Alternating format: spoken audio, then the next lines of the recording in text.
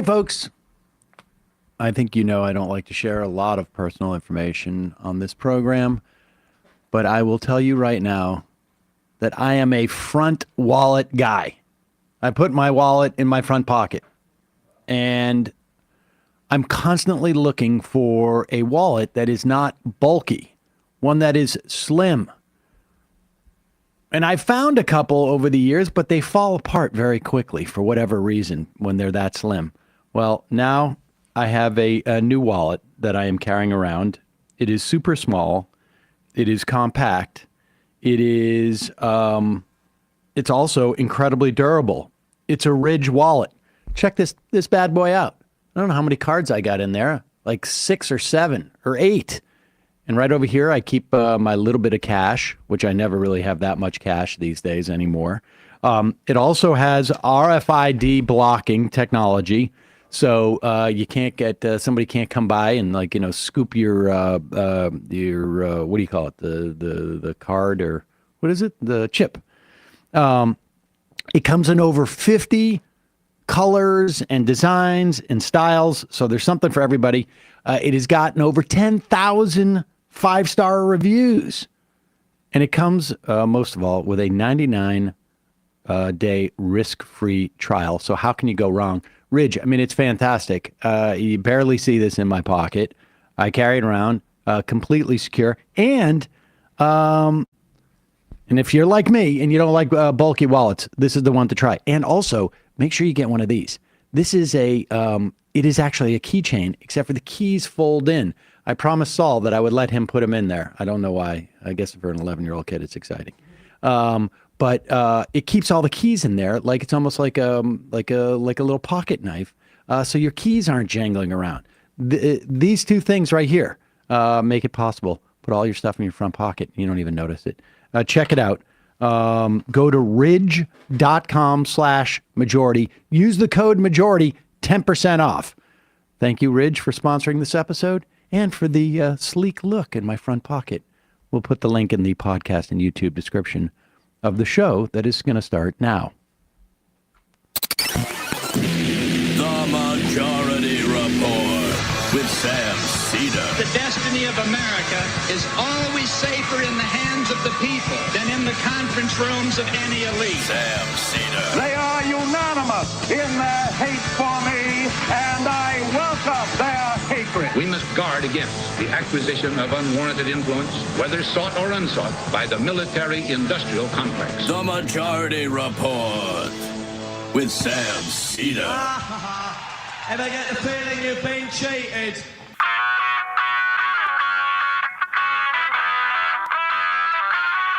It is Wednesday, October 23, 2024. My name is Sam Seder. This is the 5-time award-winning Majority Report. We are broadcasting live steps from the industrially ravaged Gowanus Canal in the heartland of America, downtown Brooklyn, USA. On the program today, Mark Joseph Stern, senior writer at Slate, to tell us about the coming highlights/lowlights of the 24-25 Supreme Court term, among other things. Meanwhile, with either 13 or 12 days out from the election, depending on who you want to believe. It's on November 5th, Tuesday. It's technically 12 days and 12 hours. More former Trump administration officials deem him to be fascist, and apparently he wanted generals just like Hitler. As Israel continues its onslaught in Gaza and Lebanon, Anthony Blinken returns from Jerusalem as either a total liar or one of our history's most incompetent Secretary of State. You can also choose C, both. Meanwhile, back in this country, Rudy Giuliani has 7 days to turn over nearly everything he owns to the election workers he defamed. We will go through each of those things in the program today for the entire program. Intel agencies warn of Russian and Iranian online incitement following the election, Georgia Supreme Court rejects Republicans' attempt to reimpose invalidated election rules. Republicans in Congress, in the House, begin another leadership jockey as they anticipate losing the House and getting a new majority, or I should say minority leader. And Trump announces he will go on Joe Rogan's program. No word if Rogan will have Harris on. All this and more on today's program. DSA Aaron in Atlanta on the IM says, Trump realizes that his generals tried to have him killed, right? The answer is probably no. Yeah, I was going to say like Klaus von Stauffenberg. Is that one of the generals he's talking about? No, just the good ones. The ones who would take Poland, I don't know. The ones that were on amphetamine all the time? Yeah. We'll get to that stuff. I mean, it's John Kelly. John Kelly's a piece of garbage, as far as I'm concerned. But when a piece of garbage says when a piece of garbage fascist says you're a fascist, you know, it takes one to know one. It's garbage on garbage fight. Yep. Meanwhile, Anthony Blinken came back today. I don't have any audio. I'm not even going to read the quote. It was something about how he said, you know, now's an opportunity for Israel to achieve its strategic goals, to get the hostages back. We've had reporting after reporting that the Netanyahu government has no interest in getting its hostages back. We have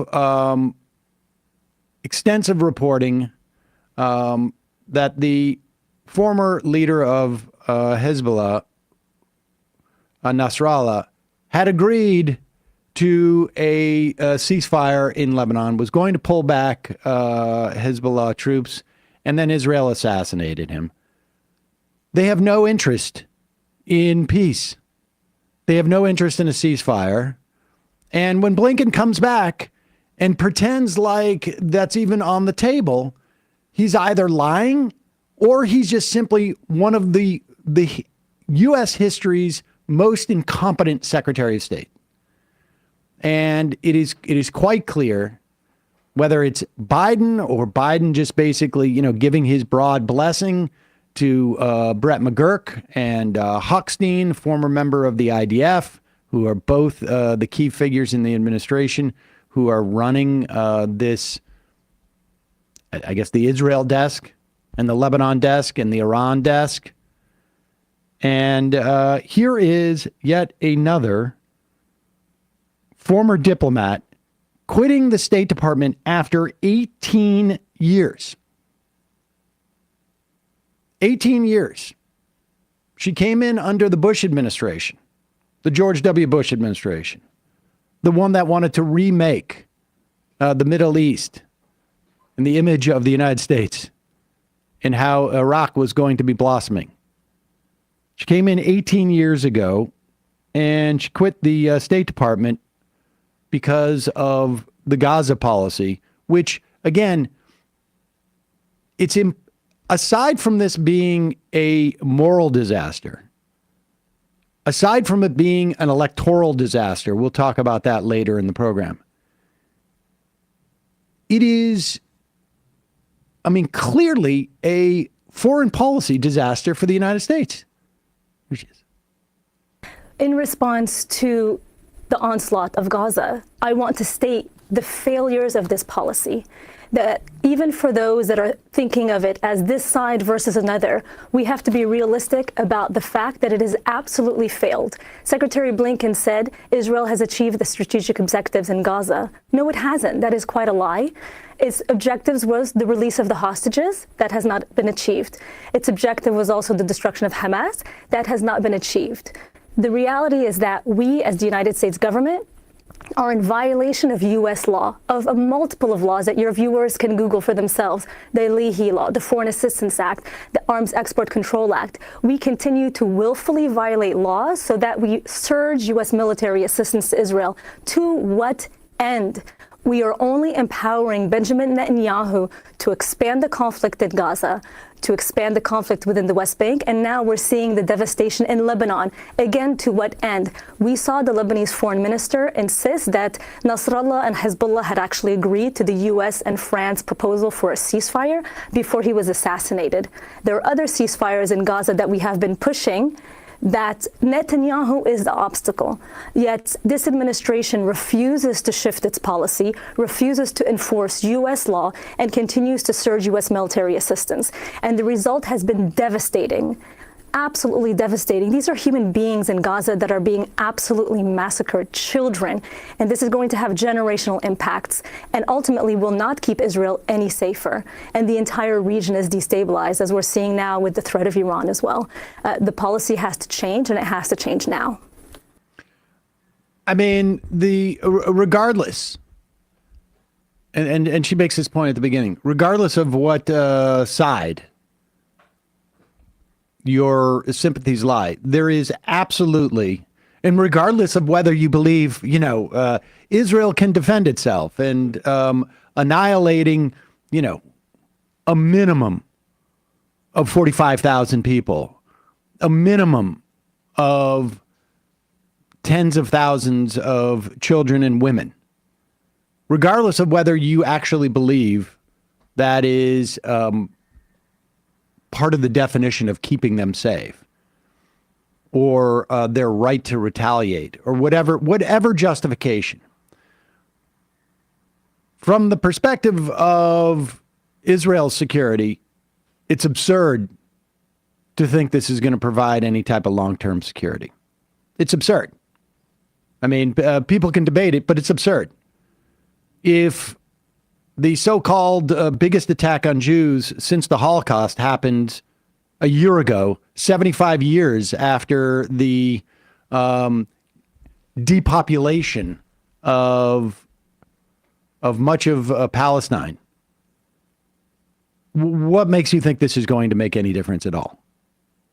5 years out, 4 years out, 10 years out, whatever. But even put that aside. From the American perspective, there's absolutely no value in what's going on here. There's none. There's zero. Absolutely zero foreign policy value. In fact, it's quite easy to make the case that there's negative foreign policy value. We'll find out exactly how it manifests itself in the coming years. But the idea that U.S. bombs can be responsible for killing this many people in Lebanon, in Gaza, and we're never going to see any blowback to this, good luck with that. Good luck. All right, in a moment, we're going to be talking to Mark Joseph Stern about the Supreme Court. That is obviously in the election 12, 13 days from now. The Supreme Court is a huge issue. Clarence Thomas and Alito want to retire. Sonia Sotomayor is old enough to retire and perhaps not necessarily in great health. And the difference between 5'4" and 6'3" is massive. We saw that. The Republicans did not overturn Roe v. Wade until it was 6'3". They did not get rid of the Chevron doctrine until it was 6'3". That's when you have the latitude on that Supreme Court to really begin to unwind things in this country. In a moment, we'll be talking to Mark Joseph Stern about what's on the docket for the coming Supreme Court term. In the meantime, a couple of sponsors. We're going to be using, we're going to have one of those rare occasions where we can use Shopify to integrate our in-person sales. This is when I start to sound like a business person because I've learned this terminology. Point of sale? What is that? Is it POS? That's it, yeah, POS. That sounds weird now. Point of sale? Well, it's because, point of sale, yeah. Okay. So we're going to have a point of sale at our live show, and it will integrate with our shop of merchandise at majority.fm. So when you think about businesses that are selling through the roof, like Aloe or Allbirds or Skims, I mean, I got to be honest with you. I mean, I've heard of Allbirds. What is Skims? I don't know. You're playing the game called capitalism. Right. The point is, the secret behind these businesses is that they actually make selling and buying for shoppers simple. For millions of businesses, that business is Shopify. Nobody does selling better than Shopify. It is the home of the #1 checkout on the planet. And the not-so-secret secret with Shop Pay that boosts conversions up to 50%. Apparently, it just, there's no bar to entry, as it were. I don't know. I don't know the terminology. But the point is, you get a lot less carts going abandoned and way more sales going. The beauty of Shopify for us was basically it just made it super easy. It was one-stop shop, as it were. One-stop Shopify. I did that myself. They should use that tag. But Shopify has made it really easy. The Vergonia shirts is a perfect example. It took us so much longer to determine which was going to be on the shirt than actually once we decided what was going to be on the shirt, we had it up there within minutes. And we sold a ton of those shirts. Those are one of the most popular things we ever sold. But it was all easy because of Shopify. Upgrade your business, get the same checkout Allbirds and Skims and shop.Majority Report Radio use. You can sign up for your $1 per month trial period at shopify.com/majority, all lowercase. Go to shopify.com/majority to upgrade your selling today. Shopify.com/majority. Also sponsoring the program today, those little dishwasher pods that you put into your dishwasher? You know how all that stuff stays together in there? It's not a rhetorical question, Matt. Well, I don't have a dishwasher, but I imagine it's some kind of petroleum product. It's plastic. Correct. And Blue Land and myself, I'm on a mission to eliminate single-use plastic, well, at least in my home, but Blue Land bigger, by reinventing cleaning essentials to be better for you and the planet with the same powerful clean that you are used to. Blue Land uses no single-use plastic in any component.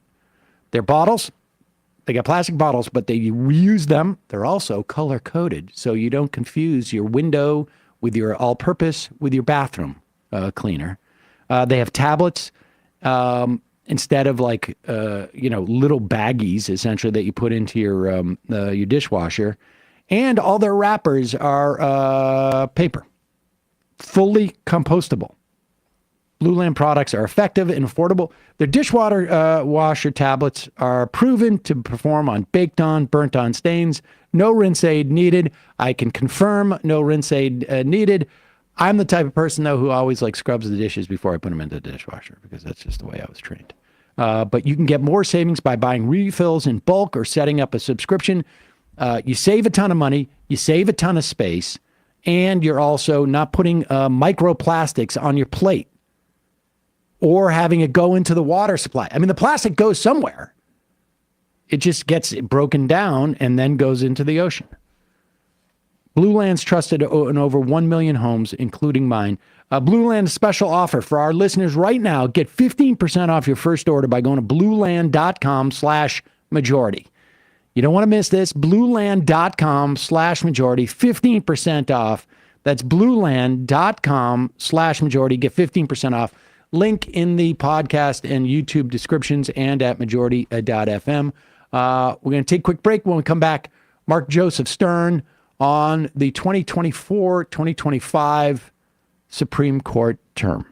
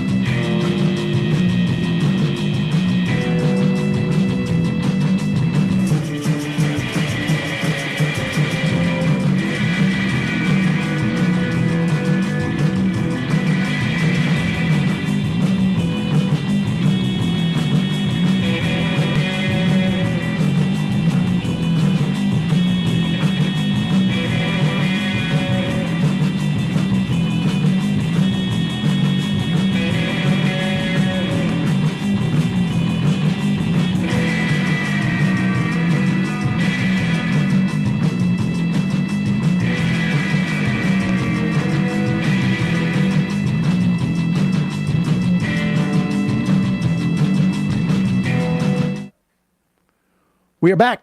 Sam Seder on the Majority Report. Emma is out today. I forgot to mention that earlier on, but Emma is out today. She will be back tomorrow, getting over the flu. Fortunately, joining us now, not ill with the flu, Mark Joseph Stern, senior writer at Slate. Mark, welcome back to the program. Thank you so much. Happy to be here. You know, it turns out that the last time I came on, I was in the early stages of COVID. I discovered a day later. Oh, wow. Right now, I'm feeling 10 out of 10, so you don't need to worry about brain fog. All right, fantastic. I didn't pick up on it, but I'm glad to hear that. All right, I want to go through, and we don't really know the full docket yet, right? For 24, 25.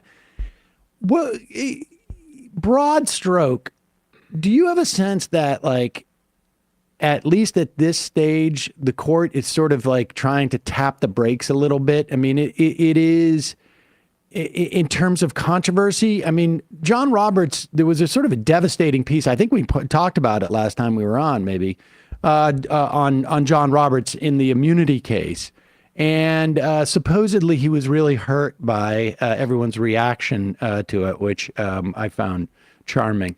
But what's your sense of, like, you know, is it just by chance as to what we're seeing so far on the docket?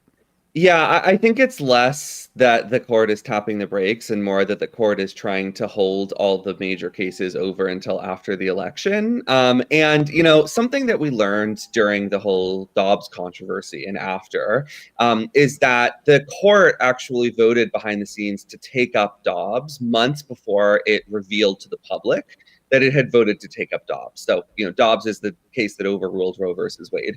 Traditionally, and according to the rules, when the court decides to take up a case, they're supposed to announce it in the next orders list. But with Dobbs, they said, well, this is going to be really controversial. We want to hold it over till next term. So we'll just keep it a secret that we have decided to take it up and drop that news later on. I think that might be happening with some really big cases this term. You know, there are major petitions on the docket involving, say, the death penalty and assault weapons and the Second Amendment that I feel like the justices are going to take, and they're just waiting until November 6th to announce it. I think they do not want to be in the spotlight for this election, which they should be, no matter how hard they try not to be. But it seems likely that in December and January, we're going to see the term rounded out with some gigantic and hugely controversial cases. So it's just it's a when, not an if. Am I? I mean, I have a feeling I know how you're going to respond to this, but I feel like it needs to be said. It seems to me that it is incredibly effed up that the court is trying to diminish its import in the context of an election, because I don't know, particularly when we have, you know, it's very likely we're going to have a split government, regardless who wins the presidency. The appointing people to the Supreme Court, you know, Donald Trump had maybe the most Supreme Court justices appointed in 4 years that we have seen, certainly in my lifetime, I believe. In modern times, for sure. Yeah, in a first term. And the idea that they want to sort of just like hide out and pretend they don't exist in the context of an election seems to me to be a little bit contrary to, I don't know, just basic civics. Yeah, I think that's a huge part of it. I also think, and this gets sort of technical, but is overlooked too often, Congress has relinquished control over the Supreme Court's docket almost entirely. And that is a contemporary phenomenon. Right up until the 1980s, Congress told the Supreme Court which cases it had to take and identified certain classes of decisions that the Supreme Court had to hear and decide on appeal, including a lot of major cases. And in the 1980s, Chief Justice Rehnquist basically convinced Congress that the court was working too hard and that it needed to have total control over its own decision making about which decisions it would make. And Congress has sort of just taken its hands off the court and given it absolute discretion to choose when and how to take cases and exactly which cases it will take and which cases it won't take. So, like, you know, a sensible Congress might have looked at that decision out of the Fifth Circuit that denies women the right to get emergency abortions and said that's a major case, the kind of that that the Supreme Court should have to take. But instead, it's totally discretionary. So the Supreme Court just denied it without saying anything else. And women will continue to be forced to the brink of death in Texas and other red states because they can't get emergency abortions. This Supreme Court is really good at manipulating its docket to create an image of moderation and to just play the schedule of elections in a way that always redounds to its benefit. I'd love to see somebody introduce the return to the Reagan era time where the Supreme Court took its instructions from Congress. All right, but with that said, assuming that's not happening, the major cases that the Supreme Court has admitted to has publicly announced that they would be dealing with this year. Yeah, so I mean, we've heard a few, and the news is mixed, I would say. So the Supreme Court took up a case called Garland versus Vanderstock, which is about ghost guns, which were these weapons that you would buy in the mail. They would be partially disassembled. You'd watch a YouTube video. They'd say, remove this plastic strip, drill a hole right here, and then you've got a perfectly firing gun. And people who bought ghost guns didn't go through background checks. The guns were not serialized. There was no record keeping. And the creators of these guns, the manufacturers, were basically open that they were selling these guns to criminals, that the whole purpose was to sell guns to be used in crimes that were untraceable by the police, and found a large class of criminal clients who made the industry millions of dollars right up until 2022, when the Biden administration said, hold on, this is not legal under the Federal Gun Control Act. These purchases have to go through a background check and the guns have to have serial numbers.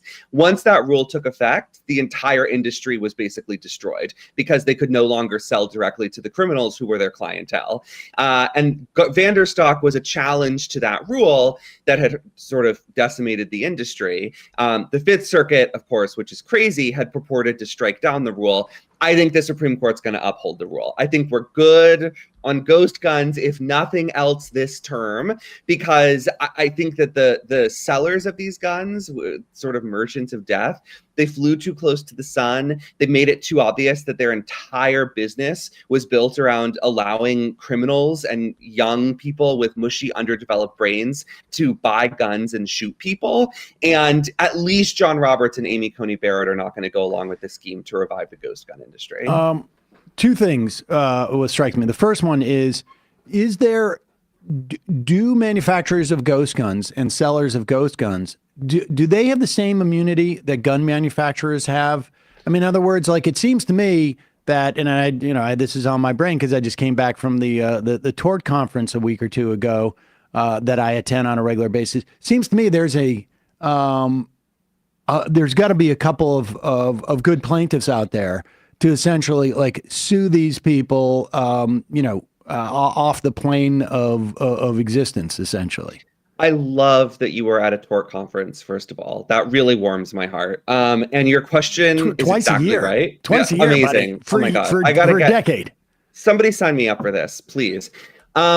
Your question is just right. What happened before the Biden administration had stepped in was that individual plaintiffs were suing the sellers and manufacturers of these ghost guns, which are often one and the same. Some warehouse out in Nevada or Texas was making and selling these guns, and winning those suits because these are not licensed firearm dealers. These are not licensed firearm manufacturers. They are not protected by PLACA, the federal shield law that generally prohibits any kind of civil liability for sellers and makers of guns. So there was a lot of progress before this rule took effect where, the victims of some horrible crime committed with ghost guns would file suit and win. But it was like a whack-a-mole situation where the companies would just dissolve and keep popping up under a new name. It was like a fly-by-night situation. We needed this one federal rule to do what sadly tort law couldn't quite accomplish and shut down all of these guys. And it's worth noting, not by outlawing ghost guns. Like, you can build your own gun legally if you want. All the rule did was say you have to follow the same requirements that real gun dealers follow. And it destroyed the industry because their whole business model was not following those rules. You've mentioned the Fifth Circuit twice so far. And I imagine that a lot of those gun manufacturers in Texas use the Texas two-step as a way of escaping on some level the any type of liability in those cases. Again, a function that's statutory in Texas, but just remind people about our circuit system and why the Fifth Circuit is something you keep hearing over and over and over again, and why it is in Texas, if you are needing an emergency abortion under federal law, any hospital that receives Medicare or Medicaid, I should say, money is required to provide emergency services when necessary. But in Texas, their abortion ban overrules this, but only in Texas, Louisiana, and what's the third state there? In Mississippi. Will you just explain this dynamic to people, because it's fundamental, so that in terms of what's going on in our court system right now? So the intermediate courts of appeals, in between the trial courts and the Supreme Court, are where most cases are decided. Like the overwhelming majority of cases end at the intermediate courts of appeals. They're called the federal circuit courts, and each of them covers a different geographic area. So the Fifth Circuit covers Texas, Louisiana, Mississippi. The Ninth Circuit covers like the entire West Coast and Hawaii. The First Circuit is the Northeast. And essentially what happened with the Fifth Circuit is that under Obama, Republicans in the Senate held open several seats and refused to let Obama fill them. And then Trump came in and filled those seats with like militant far-right extremists. And several other judges took senior status and allowed Trump to replace them as well. So you have this like militant majority on the Fifth Circuit that is, I mean, most of these judges are frankly just auditioning for the Supreme Court if Trump wins again. Like their whole deal is that they're trying to jump up and down and say, look at me, daddy, I'm the one you want. I'll be loyal. I'll be crazy. And so they're issuing these decisions like the one that said that women can't get emergency abortions, even though they're protected under federal law, like the one saying that ghost guns are, protected class of commerce, and that the Biden administration has no power to restrict their sale, or many, many other crazy decisions. Trying to roll back or ban medication abortion was a big one last term. Trying to abolish the entire Consumer Financial Protection Bureau. It was also the Fifth Circuit that held that domestic abusers have a Second Amendment right to own guns. So what I think Republicans have shown is that it's actually really easy to capture a circuit and to then use that circuit to sort of drive the law rightward. Right now, about a quarter of the Supreme Court's entire docket is devoted to Fifth Circuit cases because they are so aggressive and so wild, pushing, maybe like it's an Overton window thing, right? But they're pushing these agendas and forcing the Supreme Court to at least consider and often overrule some of their big swings. So that's why I keep talking about the Fifth Circuit. It's not because I'm obsessed with it. It's because it is obsessed with destroying the law. Has there been a case in a different circuit over the emergency abortions? And do we need one to essentially create a conflict in the law so the Supreme Court actually has to address, instead of just pretending the Fifth Circuit didn't just sort of, at least on its face, completely upend federal law? Yes, there was. There was one in the Ninth Circuit, which is one of the more liberal circuits. And the Ninth Circuit had protected women's ability to get emergency abortions in Idaho, which is somewhat oddly squeezed into the Ninth Circuit. And you might remember last term, the Supreme Court took up that case to consider what the Ninth Circuit had did, and then ended up dismissing it and said that it intervened prematurely. So there is an active conflict of the law right now. If you live like within the Ninth Circuit, or even in Idaho right now, you have a right to emergency abortions. If you live in Texas, Louisiana, Mississippi, you don't. That's the kind of thing that the Supreme Court is supposed to iron out. Like their number one job, I would say, is to create uniformity in federal law. But they just denied the abortion case out of the Fifth Circuit. How rare is that? I mean, that just seems nuts. I mean, this isn't like, there's some question about, paragraph 5 in the bankruptcy code and it's unresolved and it's something that we're going to get to or something like that. This seems to be, literally a matter of life and death. I mean, almost like definitionally, right? Yes, I would say it is getting less rare as the Supreme Court is getting even more cynical about crafting its docket in a way that sort of gives it maximum political cover. There are some big circuit splits that the Supreme Court just does not want to address. Some of them involving immigration, some of them increasingly involving LGBTQ rights, although we'll talk about one of those splits in one of those cases soon. And I just think that the justices are like, I wouldn't call it quiet quitting, but again, they don't want to take too many cases every term. They used to take 150, now they take like 60. And they don't want to draw too much public ire, except when they have a really deep passion, like they do for protecting Donald Trump from criminal prosecution. So we just let these circuit splits linger, and it means depending on where you are in the country, your federal rights differ wildly. That to me just is, and in this instance, it's not just your rights. I mean, like you're in life. Texas, you're going to die. Yeah. In that situation. Let's just briefly touch on the Comstock Act, which I know you anticipate will reach the Supreme Court probably sooner rather than later. What is the Comstock Act? Why do you think it's going to reach the Supreme Court? And then we can move on to different cases. So the Comstock Act is a law enacted in 1873 in a fit of sort of moral panic about women's rights. That was chiefly designed to prohibit the mailing or the spread of pro-feminist literature, as well as birth control, which was still a relatively novel thing back then, and includes a provision that in somewhat ambiguous terms, suggests that it is a federal crime to mail or otherwise transport any instrument or drug or thing that can cause abortion. Now, that is a really big problem for reproductive rights today because, as we're talking, something like 2/3 of women in America terminate their pregnancies with medication abortion, which is very safe and effective.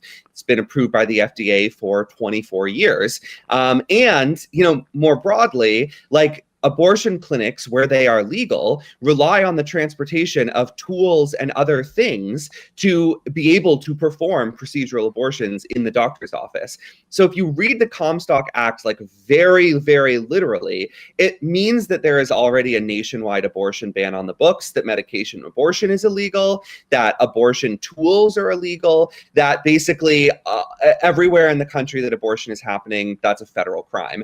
One of Trump's top lawyers, Jonathan Mitchell, who has argued on his behalf of the Supreme Court, he has said that if Trump wins, he will use the Comstock Act to ban abortion. He said, we don't need Congress to act because we already have the Comstock Act. And that is also in Project 2025. So I think that, if Trump wins, that is going to happen to some degree. There's going to be some executive effort to restrict or ban abortion, even in blue states. If Trump loses, we already have red states in federal court trying to use the Comstock Act to outlaw the transportation and mailing of abortion drugs. So one way or another, this issue is being teed up for SCOTUS. SCOTUS does not want to decide it right now, but after the election, anything goes. And we should say, even if the Democrats get the House, get the presidency, and get the Senate, they would need 60 votes in the Senate as it stands now to reverse the Comstock Act, because this has nothing that apparently implicates or obviously implicates the U.S. budget.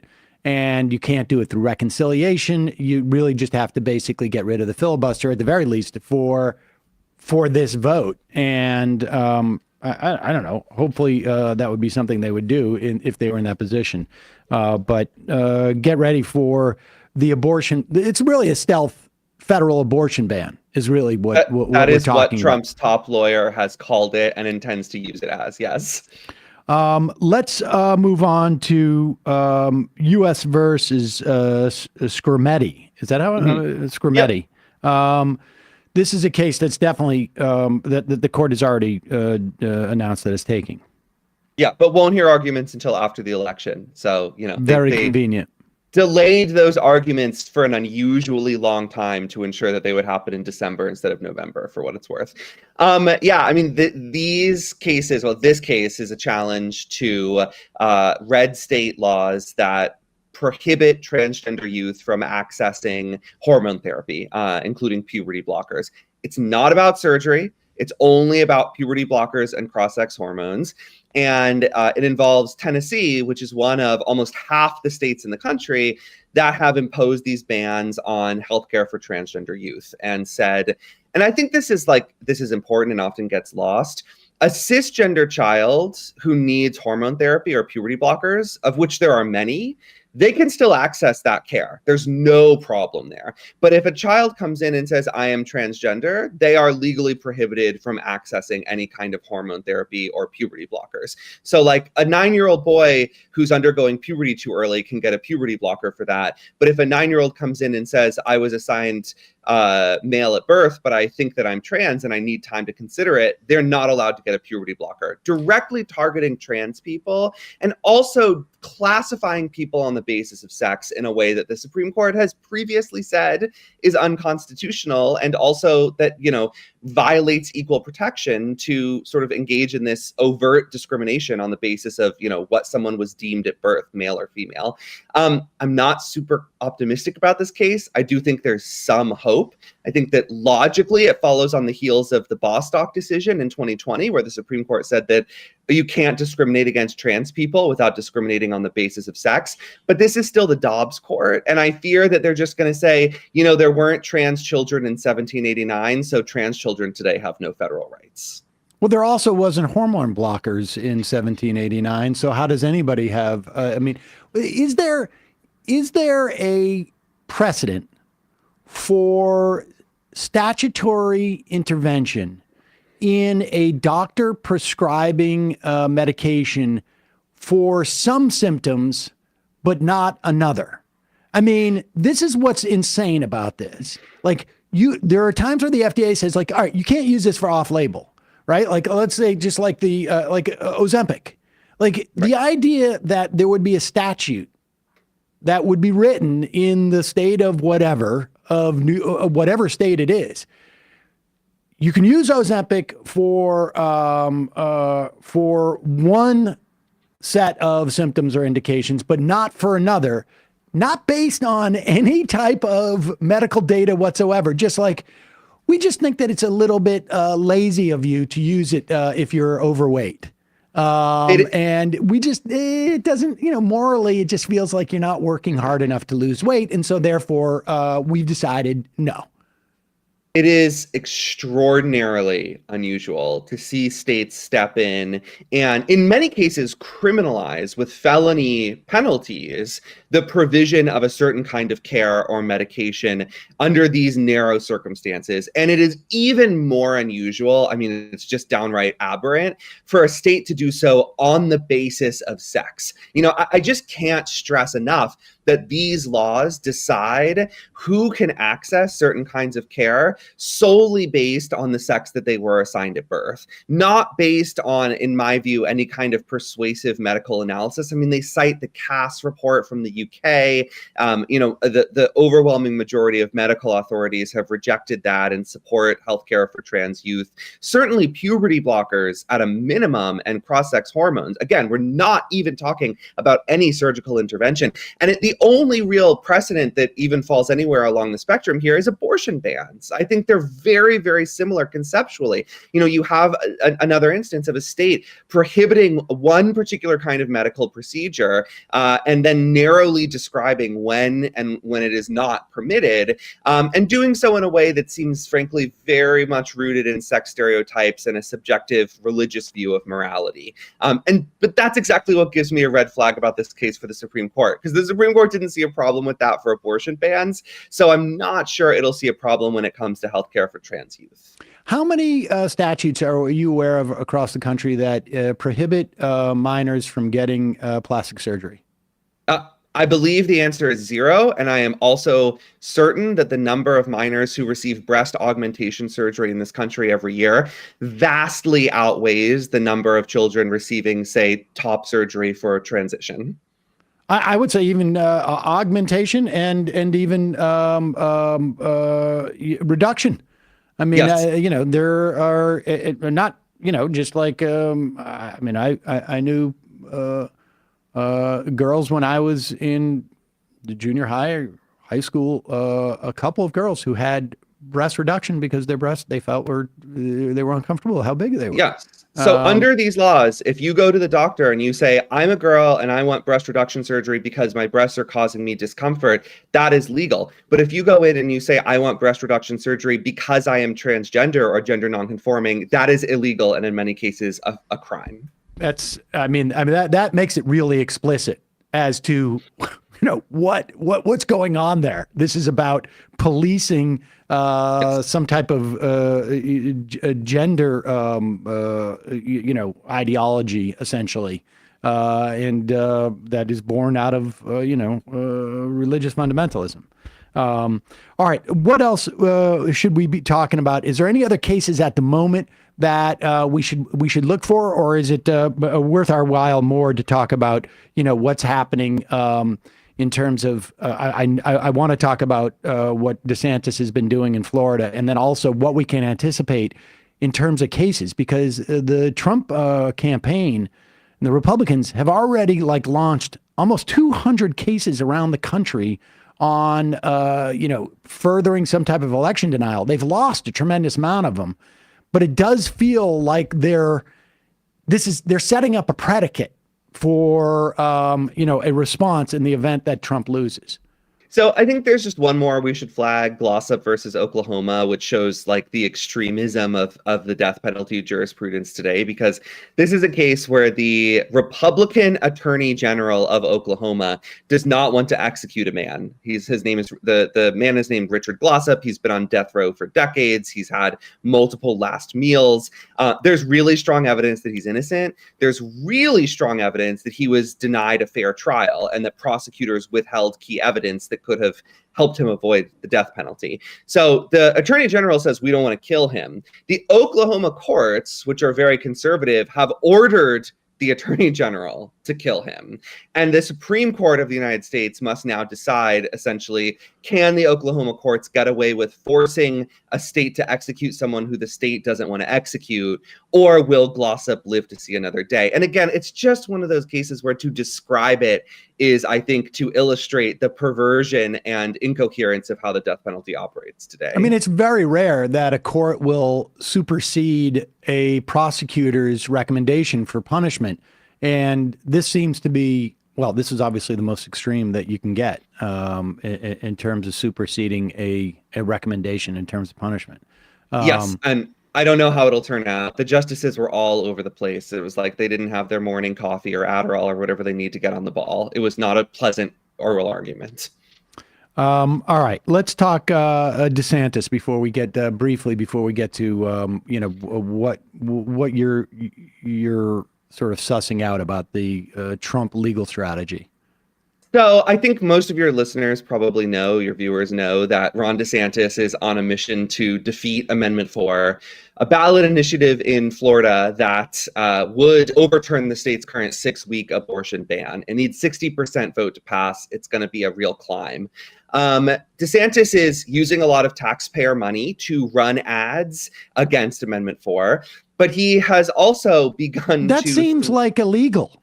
That seems really bad, but he has also appointed almost the entire Florida Supreme Court, and the Florida Supreme Court said there was no problem with it. So he's spending millions of dollars of Floridians' own tax money to fight this, and he has also started to use overt censorship tactics of the kind that you would frankly expect in an authoritarian country. So what happened here is that proponents of Amendment 4 have this ad called Caroline, where a real woman tells the real story of how she would have been denied life-saving cancer treatment under the 6-week ban, and encourages voters to support Amendment 4. Ron DeSantis's top advisors hatched a scheme to send out letters from the Florida Department of Health to television stations airing this ad, about 50 TV stations, telling them that they had to immediately stop airing the ad or else they would be prosecuted and subject to potentially 60 days in jail for carrying political speech in support of the Amendment 4 campaign. A federal judge has issued a temporary restraining order that prohibits further threats. But just yesterday, DeSantis's Attorney General, Ashley Moody, filed a brief saying that the state stands by its threats, that the state feels it has every right right to criminalize speech in support of Amendment 4, and that the state plans to bring prosecutions if TV stations air this ad and they feel that the ad is causing some kind of damage within the state. I mean, what based upon what? So their theory is that this ad is false, which is not true. The ad is correct. There are real instances of women being denied cancer treatments because of the 6-week ban, because pregnant women need to terminate before they can get chemotherapy. The law doesn't let them terminate. So just to be clear, the ad is true. But they are saying that the ad is false. And they are claiming that the ad will convince women that they are not able to get medically necessary abortions in the state of Florida, and that they will delay care because of this misinformation from the ad. And that is a public nuisance, which constitutes a misdemeanor under Florida law that subjects violators to 60 days of jail time. I mean, a few problems there. First, this is a law that was designed to address like leaking septic tanks. Like literally that is what the law talks about, not political speech. Even if the law were directed at political speech, the Supreme Court has said over and over and over and over again that the government does not get to decide what is true and false in the realm of politics, that the government does not get to either directly censor or coerce censorship of political speech in support of a particular candidate or campaign. And the state of Florida has just rejected these precedents. I mean, they are using Floridians' taxpayer dollars to pay lawyers millions of dollars to reject these precedents and to argue that the state gets to be a ministry of truth and imprison people who spread a message about abortion that the state doesn't like.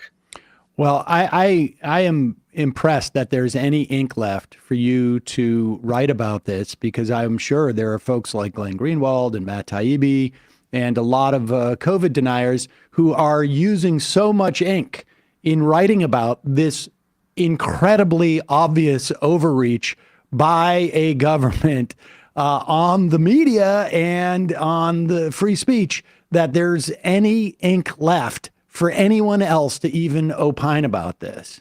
I keep waiting for some of these National Review guys who love Ron DeSantis and, claim to be First Amendment defenders like, Baseball Crank and Charlie Cook to come out swinging here. This is their opportunity to prove that they actually have some real principle, to say, I loved Ron DeSantis, but now he is engaging in the most egregious censorship campaign that we've seen in modern times. And yet all we hear are crickets, Sam. I don't understand why. Maybe you can wager a guess as to why. But these deep defenders of truth in the First Amendment have all suddenly gone silent in the face of this scandal. It's fascinating. I'm sure they're just waiting. I'm sure they're waiting to drop like maybe it's an extended piece.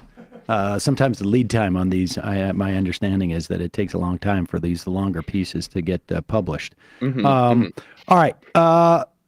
Trump's legal strategy in terms of the election. It seems like it's both a legal strategy and a political strategy simultaneously. They're flooding the zone with preemptive lawsuits, as you said earlier. These are not all even lawsuits that deal with any active issue. They are trying to set the stage through this litigation to question the results, to destabilize the count of ballots, and to potentially try to nullify ballots after the election to overturn the result outright. There have been some losses already. So, for instance, the Trump campaign has been trying to nullify ballots sent from military members who are stationed overseas. That has failed. The Trump campaign is currently trying to nullify ballots that are mailed by election day but arrive shortly after in states that allow that. So far, it hasn't worked. But there are some cases that do give me agita because they seem to tee up like a perfect Bush v. Gore situation for the Supreme Court if it comes down to it. So I'll give you like one example. In Pennsylvania, people are supposed to write the date on their mail ballots, but it turns out it's really easy to overlook the date line, so a lot of people don't do it. What happens if they mail back their ballots well before the election, or at least by election day, and everything else is good, but they forgot to date their ballots? Well, Republicans in the legislature argue that those ballots should be thrown out. A lower court has argued that those ballots have to be counted. And the state Supreme Court has basically said, we aren't going to get involved with this until it becomes a live issue after the election, which seems like a dubious strategy from the state Supreme Court, but I guess they're just doing watchful waiting.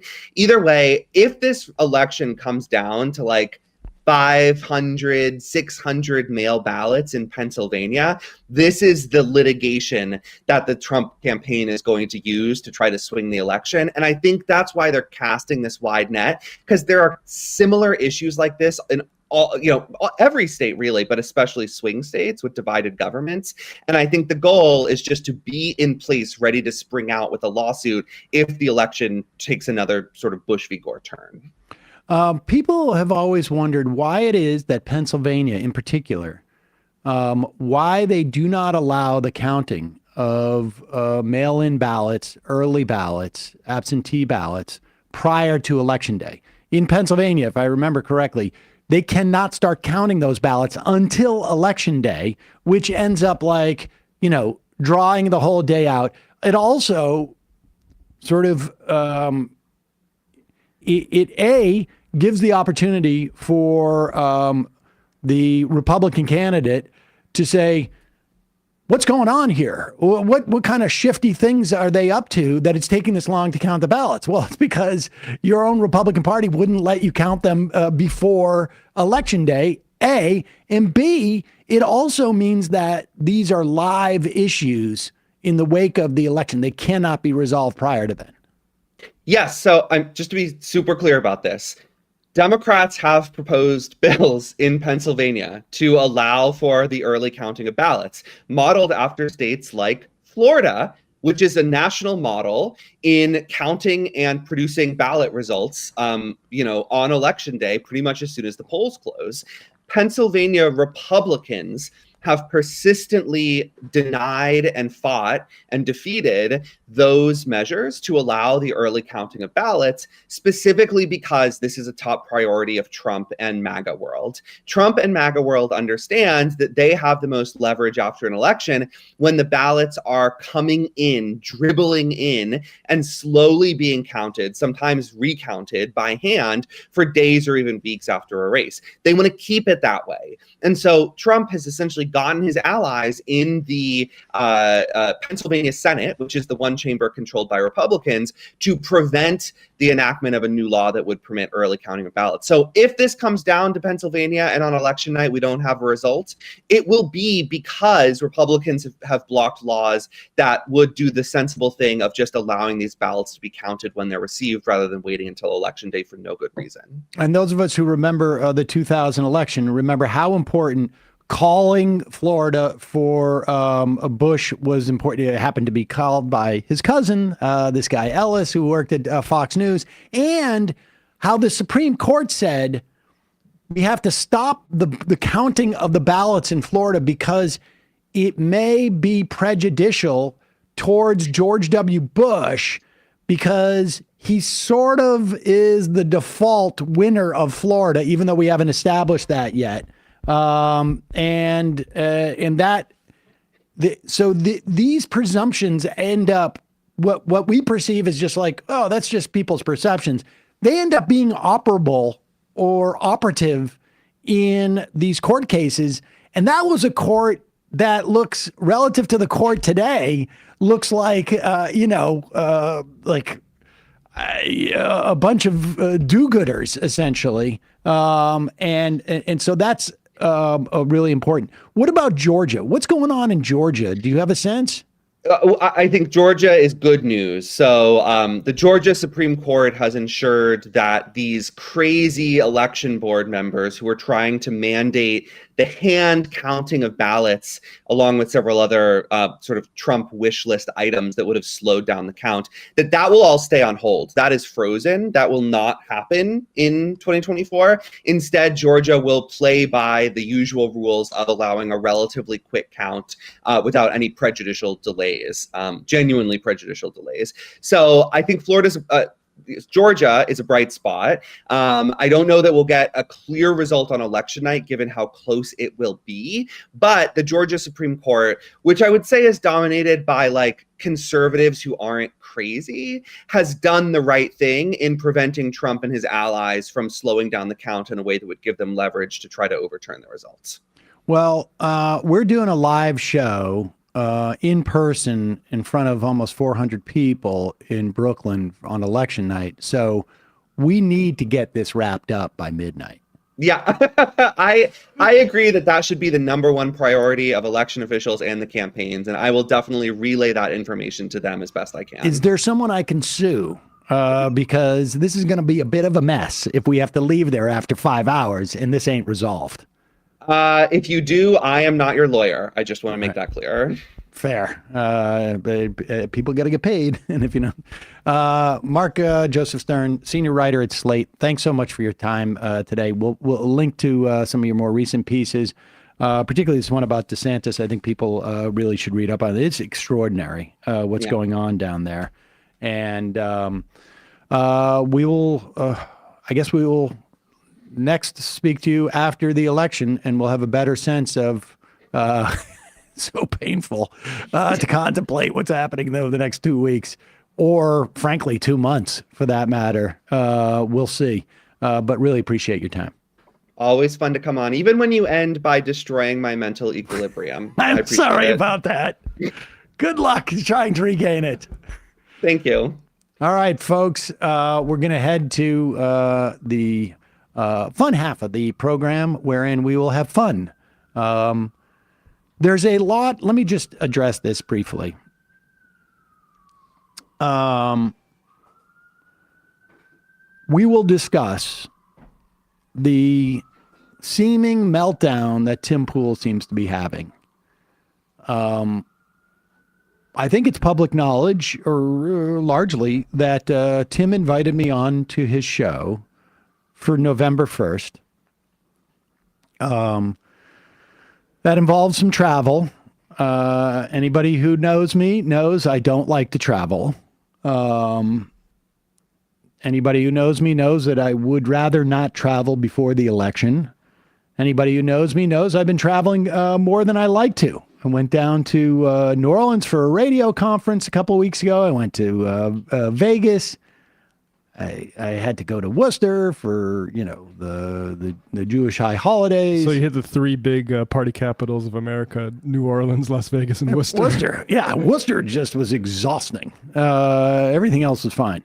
But we got this offer, and he's down in West Virginia. I don't think that's a secret. I think people know that. And so the idea is you fly down the night before, and then they go in because it's a 10 o'clock in the morning show. And so, I agreed to do it. And then I realized, like, oh, shit. The night before is October 31st, which is, at least in New York, Halloween. And I have an 11-year-old son. I've probably got like 1-2 more Halloweens before I am booted for good, and that's it. My kids are not going to allow me to be around Halloween. I'm not a huge Halloween person. Halloween doesn't really start until the parents stay home and you get to go around with your friends. Exactly. And so that's close. So, I'm not going to miss Halloween with my kids. So I am scheduled to fly out of New York at 6 a.m. So I've got to wake up at I don't know what time you got to get to the airport. Even a 5:15 is, a little bit dicey getting to the airport. I got to wake up at 4 in the morning or something. So to go talk to Tim Pool.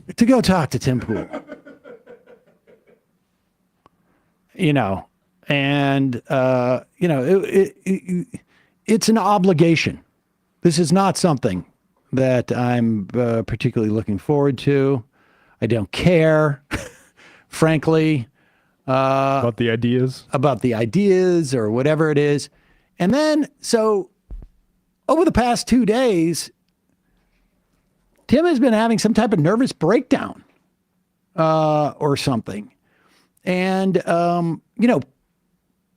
as far as I know, I'm still doing his show. It's Friday morning. He keeps saying about, it's unclear to me from what he's talking about, whether, play the other one first. Yeah, it's a compilation that somebody put to music. Tim Cost, which is a great way to really get your Tim Pool fix. Yeah, you don't have to give any views to Tim or anything. Right. Now, is this music, is it, do you think it's, That's a good question. No. Let's play a little bit of it. I mean, and we'll speed it up a little bit. We always put an audio filter on anyways whenever we talk about Tim Pool. But here he is complaining. He's saying that he's got lazy employees and he can't handle it anymore or something. We've had, there's not a single person here who can make sure that the show is over. But I think this might be the end. We are well off. It is not a financial thing. We make a lot of money. But piece by piece, the structure becomes bigger and bigger and bigger until it becomes impossible to manage. I would never call out anybody personally or individually. I would just say that, like, compounding, laziness. Yeah. Okay. Now pause it for a second because I don't want that music to bang it. Now, when you cancel a show, what is, like, if I was to tell you folks that I was canceling the show, would you guys think, oh, you're obviously canceling the show because of financial reasons? No. Like, I've been doing the show for 10, 15 years. Why would I all of a sudden be having financial problems? And that's why I canceled the show? It doesn't make any sense. But Tim wanted to address that very early on because he didn't want people to feel like it's because they're doing really well. I just think that's strange. But, Tim is a strange guy. Maybe he's just nervous. He wants people to know that he's doing fine. He's not worried. I mean, I can tell you that, like, we're a pretty lazy operation here. And what? And when, we have times where we have more members than others. There's times where we have more advertising than others. There's times that we have more viewers than others. And there's times where, I'm like, I can't believe we're doing great. And there are other times where I'm like, whoa, if this keeps up, what are we going to do going forward? But the idea that you would close down because of finances is weird to me. And I think, like, you get annoyed with people being lazy when it's not when your revenue is going gangbusters. Hey guys, we're doing 20% over what we did last year. Stop being so lazy. Less time at the skate park. It's just weird. It's weird. Continue for a second. Over time, which adds more and more workload to, me and Allison, to get to the point where we're just like, can't do it.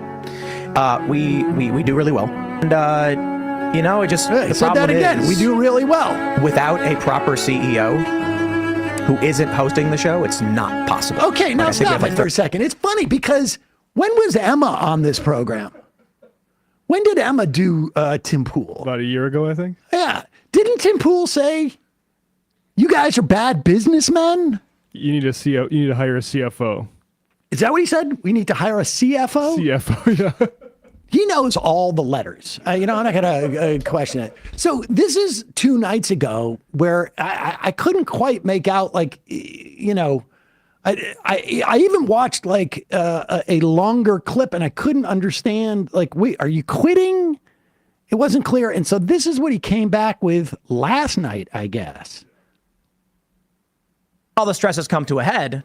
We finally make the decision. Maybe we should just take care of ourselves and stop pushing as hard as we can to the point where our heads are going to explode and our eyes pop out of our heads. Pause it for a second. Now, have we established who the we is here? Is he talking about him, or is he referring to himself in the royal we, or is he talking about somebody else? He mentioned that, was it Allison or something? I assume that's who he's talking about when he's talking about these discussions, but maybe he means him and the whole staff. I'm not sure. Or he just means like the royal we, like he doesn't want to say I, like he doesn't want to own it. The C-suite with him and... Right, he doesn't want to own it personally, so we say we. I mean, I'm just, this is all speculation on my part. I have absolutely no idea what's going on here. All the stress has come to a head. We finally make the decision, maybe we should just take care of ourselves and stop pushing as hard as we can to the point where our heads are going to explode and our eyes pop out of our heads. And that's what happens yesterday when we're at a point where I don't want to put my family at risk. And there's limited things I'm willing to say because of the psychopaths who threaten us every single day and the very serious threats that we do receive almost every single day. But as I mentioned, pause it for a second. Is he implying that he has a secret family? Is he talking about his extended family that's at risk? Or is he has a secret, partner and child? I don't think that's the case because he would make that public if he was, as we can see, that's what. But that's the thing is I can't tell. Like, are you trying to shield your secret family or are you trying to reveal that you have a secret family? Yeah. It's weird. It is weird.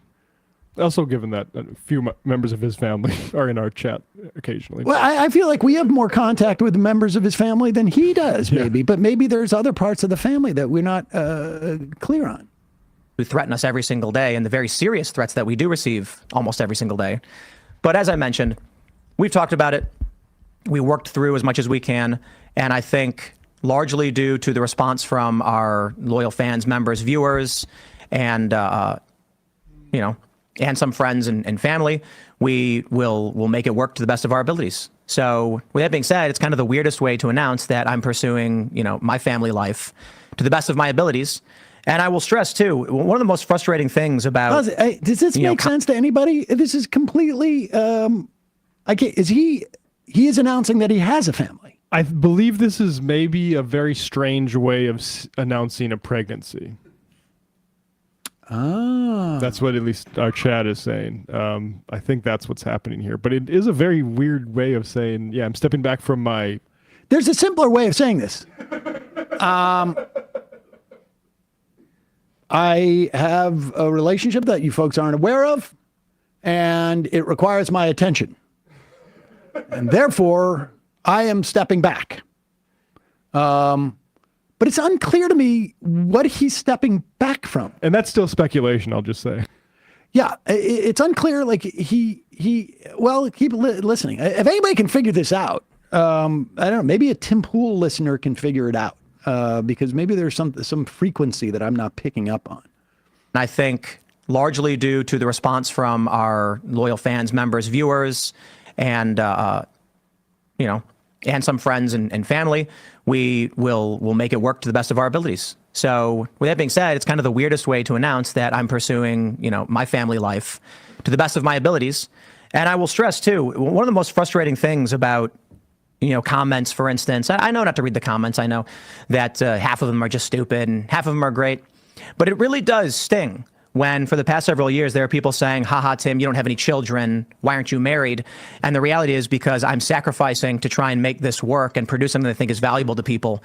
And it comes to a point where I said, why should I, when I should just do what any good man would do and have my family? Well, we'll try to do it all. Pause it for 1 second. Wait, okay. So there he's saying, it really hurt when you said I didn't have a girlfriend and I don't have a child. And you never appreciated the fact that I had foregone these things because of you. But wasn't there a clip of him saying like, you can't find a girlfriend because it's like everybody else is the problem? It's everybody else's problem. He also has a regular habit of doing content about women who put their career ahead of being parents. And I think it's probably harder to get those videos off when he's apparently doing the exact same thing. Right. Well, but for the guy, it's okay. But it sounds like he has decided to step back from his show because he wants to impregnate somebody, or I'm unclear. I'm unclear. He's not being clear about this. He's going to, to the best of his abilities, to the pursue best his of his family. ability, he's going to pursue a family. Maybe somebody else's, maybe, or maybe, you know, like you're right. Maybe he is impregnated somebody, or is overseeing the impregnation of someone, or whatnot, and doesn't want to. I mean, I can tell you that, like, yes, it's you know, I was about his age, I think, when I had my first child. I mean, I didn't bear the child. My ex-wife did. And yeah, it's tiring. It's very tiring. Kids are exhausting. And there's not a whole lot Tim can let the quality slip on his videos at this point. Right. I mean, he's working on razor thin margins. But go back just a tiny bit, because then he says he's going to. It's unclear. He sort of like vacillates back and forth. I'm stepping back. I'm not doing anything except for we're going to make it work. Right. And I don't understand what this means. Way to announce that I'm pursuing, you know, my family life to the best of my abilities. And I will stress too, one of the most frustrating things about, you know, comments, for instance, I know not to read the comments. I know that half of them are just stupid and half of them are great, but it really does sting when for the past several years, there are people saying, haha, Tim, you don't have any children. Why aren't you married? And the reality is because I'm sacrificing to try and make this work and produce something that I think is valuable to people. And it comes to a point where I said, why should I, when I should just do what any good man would do and have my family? Well, we'll try to do it all. So that is the big announcement. We're going to try and do it all. What does that mean? We will do what we can to make this show continue functioning and working. It may mean that we won't have guests on Friday, but Fridays will be crew shows where members. Now, wait a second. See, this is. I have to be honest with everybody. I don't care about what Tim's going through. But I want to know, am I going to have to wake up at 4 a.m. or not on that Friday? Or can you? Because he just says no Friday guests. The clutch flake, I think, Tim, if you want a flake on it. Now, I don't have the contact information for anybody at his show. And Bradley is been gone during all of this. And so I don't know what the situation is. Now, I've got plenty of time to prepare, for waking up at that time. Because I can go to, it's not like I have to go to sleep now so that I'm rested for a week and a half from now. Although at my age, that's one of the things you got to start doing. You got to start shaving off a half hour every night. And then so you're well rested. But I got to start hitting the gym so that I'm I've got 8 days to get in shape so that I have the physical stamina for something like that. But that's the thing that I find absolutely mystifying. Now, I should also say, for those people who are saying that Tim is quitting to avoid talking to me, I still think this is happening. I don't see how they would cancel. I mean, there's one thing, you can't cancel the people you've already booked. So I think I'm still heading down there. I'd be the last guest. I could be the last guest that Tim ever has on a show. So I just want to, say I don't think that it's. What if you get down there and Tim's not even in the studio? It's just his it's just Ian lackeys talking to you. And this show is live, is my understanding. So it's live at 10 a.m. Eastern, a week from Friday, and so people will be able to live stream it, and then you guys will be here because I won't be able to get back in time because it's got to take a flight and then West Virginia or wherever it is and drive and fly and all that. So people will watch it live. Like I say, it's a week from Friday. But I have to say, I think this is what my prediction is. This is, keep playing and then or my assessment of all this. I do it all. So that is the big announcement, and we will do what we can to make this show continue functioning and working. It may mean that we won't have guests on Friday, but Fridays will be crew shows where members, Timcast crew members and Other people will join the show as our guest. Maybe some people will join as guests who are locals and live nearby. But there will be some reduction. But the show will continue. With that being said, the reason I decided to make the announcement, knowing that there will be security ramifications, is because I feel like I owe it to all of you who watch the show, the millions who have supported all of the content that I've produced and allowed me to live this life. It's not fair just to abruptly shut it down, disappear, and then go and live my own life. I think there's a way we can try and make it work. I just don't understand. Is he shutting it? Is he ending the show, or is he trying to make it work? I don't understand what's going on here. This seems like this seems like a total emotional and mental breakdown. Now, there's competing theories here. One theory is that Tim was making all this millions of dollars from Gerard Depardieu, or whatever that guy's name was. Who is it? It was like Mr. Bertrand or something. I can't... whatever, the fake French guy or fake Belgium guy who was actually a Russian front. And Tim, I think he said, like, he's not a CEO. Maybe he expanded. He got all this money and he thought, like, oh, this money's just pouring in. And I'm going to always get this money from Mr. Depardieu because he's so wealthy. Edward Gregorian. I like mine better, actually. Well, yeah, because it's like you're much more intimidated. Like, I don't speak French. I would never be able to talk to Mr. Depardieu. But Gregorian sounds like accessible. Sounds Gorka. Yeah. Anyways, the point is that one theory that people have is that he expanded his operation and increased his operating costs to an extent that he actually needed this advertising money, or I should say this Russian advertising money. And he needed this money coming in to, and when it dried up, it became a problem. There are other people who say that may be true, but in addition, Tim is being sued for defamation. We've heard about at least one or two of these suits, as far as I know. And maybe he needs to pull back on the operation to save money for what could be an award or some type of negotiated settlement. Needs to cut down things because he's not making the margins that he wants. And so in the end, it's like it's just easier for him to bank the money that he would be expending. And, he has to lay off all these people. Now, I have a third theory that both those two theories are true and that this is a stunt. That this is just like a way in which he's driving clicks, because otherwise, it just sounds so ridiculous. I mean, that's why I think this is fake. Because come clean.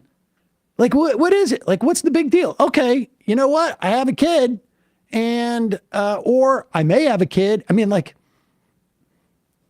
for security issues, then don't mention that you have a kid. Just say, like, I need to pull back for my own, mental health. I've been doing this for a decade daily. Hey. When Saul was born, when I had my second kid, I had old Matt and Michael take over the show on Mondays. And then, it's like what turned into an extended paternity leave for for close to, when was my son born? For close to like 11 years. And so, you can do that too. It's just, that's why I think this is a joke. I do think probably, though, there is financial problems that he's having. It's because it's just weird to keep saying this is not about finances. Why would it be? I mean, you step back because you don't need the money, not because you're losing the money, unless you're shutting stuff down because you've just made some bad business decisions. Target did this when they made some bad decisions on where to locate some of their stores. And then they pretended it's too much crime in these areas. And so we've got to shut them down, even though there were successful stores in higher crime areas. They just made some bad decisions, and sometimes they use it as cover. But I think this is just a joke and a way of ginning up clicks. Yeah, I think that's the main thing is how can I use this to get attention? So that's why he's hammered on it consecutive days. I think so, yeah. But so don't cancel that ticket yet. Well, I don't even have the ticket. They're buying the ticket. Oh, right. Oh, I'm not going to pay to go down there. Yeah, what was I thinking? No.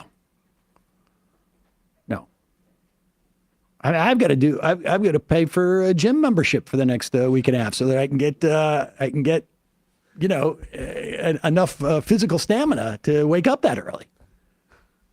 I haven't woke up that early since I was a kid and like went fishing or something. All right, folks. Just to remind you, this show relies on its members to keep on keeping on. You can become a member at jointhemajority.report.com. When you do, you not only get the free show, free of commercials, but you also get the fun half. Maybe I'll also I don't know. I'm probably going to Instagram stream or YouTube stream when I'm at the airport and I'm exhausted. Like all my complaints leading up to the I'll probably be doing that, but I mean, who's going to be watching at 5 a.m? Yeah. Maybe overseas. Anyways, become a member today. JoinTheMajorityReport.com. Also, Just Coffee. Fair trade coffee and hot chocolate. Use the coupon code Majority. Get 10% off. ESVN. Maybe tomorrow? They'll be back tomorrow, I think. Check it out. Celtics. Crushing it. That's true. Crushing it. 29 3-pointers.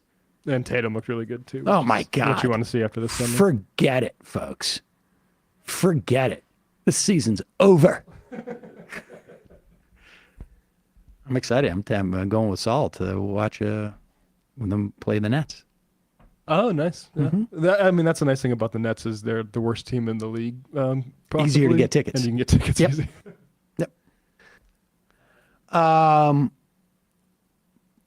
Matt. Yeah, before I plug Left Reckoning, I just want to shout out to St. Jimmy with a new theory on Tim Pool that says he's coming back in 6 months with a head full of hair. He's going to Turkey. All of a sudden, he's not wearing the beanie anymore. He's just got a very luscious mane. Now that we've started the show again, I think I can.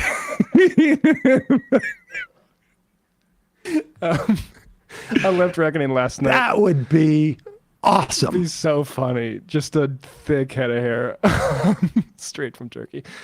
Speaking of parenthood, actually, last night on Left Reckoning, we talked about motherhood, and Courtney Rollins had a piece kind of saying we need to talk more about parental leave than daycare, and in a way to show parents that they can have it so much better, and we shouldn't be calling parents away from their newborns after a month and telling them to go serve a capitalist. So check that out, patreon.com/Left Reckoning. That was going to be in the Build Back Better bill, paid parental leave. Yeah, we need to talk about that more. So Tim Pool, check it out, buddy.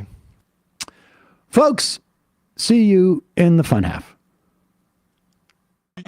You are in for it. All right, folks, 646-257-3920. See you in the fun half. Oh, no.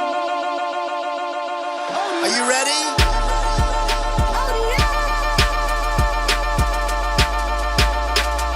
Who sent us this? Anarchy. Alpha males are back. Boy is back, and the alpha males are back. Just as delicious as you could imagine. The alpha males are back. Boy is back, and the alpha males are back. Just wanna degrade the white man. Alpha males are back. I take all of it in my throat. Alpha males are back. Snowflake says what? The alpha males are back. You are a madman! And the alpha males are back. Oh no, Sam Seder. What a fucking nightmare. Bring back DJ Danner. Yeah, or a couple of them. Just put them in rotation. DJ Danner. Well, the problem with those is they're like 45 seconds long, so I don't know if they're enough of a break. That's